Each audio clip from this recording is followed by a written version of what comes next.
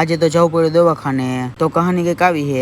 હાલો તો જય માતાજી મિત્રો, આપનું સ્વાગત છે આપણા નવા વિડીયોમાં। હાલો તો ફટાફટ આપણું હાયાબુસા કાઢી અને દુકાને જાય। દુકાને પોગીને પેલા તો ફટાફટ કોમ્પ્યુટર સાફ કર્યું, પછી એક ડેટાની કોપી કરી, પછી એક ફોટો બનાવીને કર્યું કોમ્પ્યુટર બંધ, કેમ કે જવાનું વાંકાનેર અને થાય મોડું। ઘરે આવીને પેલા તો ફટાફટ ગાડી સાફ કરી,